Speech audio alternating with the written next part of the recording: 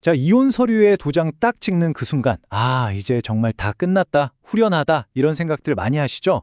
그런데 말입니다. 정말 그걸로 모든 게 끝난 걸까요? 오늘은 이혼 합의서에 찍은 도장이 끝이 아니었던 실제 판례 속 한 부부의 이야기를 통해서 우리가 미처 예상하지 못했던 분쟁에 대해 한번 알아보겠습니다. 사실 대부분의 사람들은 복잡하게 법정까지 가고 싶지 않잖아요. 가능한 한 빨리 조용히 이혼 절차를 마무리하고 싶어 하죠. 근데 바로 그 조급한 마음 때문에 섣부른 합의를 했는데 나중에 가서야 차 싶은 정말 억울한 사실을 알게 됐다면 어떻게 해야 할까요? 이미 다 끝난 일, 다시 되돌릴 수 있는 걸까요? 오늘 우리가 함께 살펴볼 이야기는 바로 철수 씨와 영희 씨 부부의 사례입니다. 두 사람은 잦은 다툼 끝에 결국 서로 갈라서기로 결심했는데요. 이왕이면 복잡한 소송은 피하고 조용히 합의해서 관계를 정리하고 싶어 했습니다. 그래서요, 두 사람은 무슨 변호사 사무실 같은 데가 아니라 그냥 동네 카페에 마주 앉았습니다. 그리고 마치 간단한 메모를 하듯이 A4 용지 한 장에다가 위자료나 재산 분할에 대한 모든 합의 내용을 직접 써내려갔죠. 합의서 내용은 아주 명료했습니다. 위자료는 서로 없는 걸로 하자, 재산은 이렇게 나누자, 그리고 가장 중요한 조항이 여기에 딱 들어갔습니다. 바로 이 문구고요. 앞으로 이 문제에 대해서는 그 어떤 민사소송이든 형사소송이든 일절 제기하지 않겠다는 약속이었습니다. 자, 이 합의서를 바탕으로 철수 씨와 영희 씨는 법원에서 협의이혼 의사 확인까지 다 받고 구청에 신고까지 딱 마쳤습니다. 이제 법적으로는 완벽하게 남남이 된 거죠. 이제 정말 모든 게 끝났구나. 두 사람 모두 그렇게 믿었습니다. 그런데요, 몇 달이 지난 어느 날 철수 씨는 지인을 통해서 정말 충격적인 사실을 듣게 됩니다. 그동안 그냥 성격 차이 때문에 헤어졌다고 생각했는데 그게 아니었던 거예요. 혼인 관계가 파탄에 이르게 된 결정적인 원인이 바로 아내였던 영희 씨의 외도 때문이었다라는 거죠. 철수 씨 입장에선 정말 분노와 억울함에 휩싸일 수밖에 없었겠죠. 물론 앞으로 이 일을 제기하지 않는다는 합의서에 자기 손으로 도장을 찍긴 했지만 이런 중대한 사실을 숨긴 줄은 꿈에도 몰랐던 거잖아요. 과연 철수 씨, 이 합의를 뒤집고 영희 씨에게 위자료를 청구할 수 있을까요? 자, 여기서 법적으로 아주 중요한 핵심 쟁점이 등장합니다. 바로 부재소 합의라는 건데요.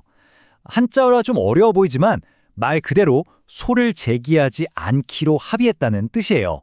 즉, 앞으로 법적인 문제를 삼지 않겠다는 이 약속의 효력이 과연 어디까지인지에 따라서 철수 씨의 운명이 결정되는 겁니다. 법원은요, 이런 상황에서 아주 중요한 딱 한 가지 기준을 가지고 판단을 내립니다. 과연 그 결정적인 기준, 그게 뭘까요? 이게 정말 흥미로운데요. 법원의 판단은 단 하나의 기준에 따라서 딱 두 갈래 길로 명확하게 나뉩니다. 두 사람이 합의서에 쓴 대로 협의 이혼을 성공적으로 마쳤는가, 아니면 중간에 합의가 깨져서 결국 재판까지 갔는가, 바로 이 결과에 따라서 그 합의서의 운명이 완전히 달라집니다. 먼저 경로 A, 그러니까 철수 씨의 경우처럼 합의서대로 이혼 신고까지 다 끝낸 경우를 볼게요. 이때 법원은 약속은 약속이다라는 입장을 보였습니다. 두 성인이 자유로운 의사로 더 이상 문제 삼지 않겠다고 합의를 했고, 심지어 그 약속을 기반으로 이혼이라는 법률적인 절차까지 다 마쳤다면 그 합의는 존중되어야 한다고 본 거죠. 그래서 결국 철수 씨의 추가 위자료 청구는 받아들여지지 않았습니다. 그런데 만약에 두 사람이 합의서는 썼지만 최종적으로 마음이 바뀌거나 다른 문제가 생겨서 협의 이혼에 이르지 못하고 결국 법정에서 재판으로 가게 됐다면 어땠을까요? 이 경우에는 법원이 정반대의 판결을 내립니다. 애초에 그 합의는 원만하게 협의 이혼을 하는 걸 조건으로 한 거였는데 그 조건이 깨지지 않았느냐?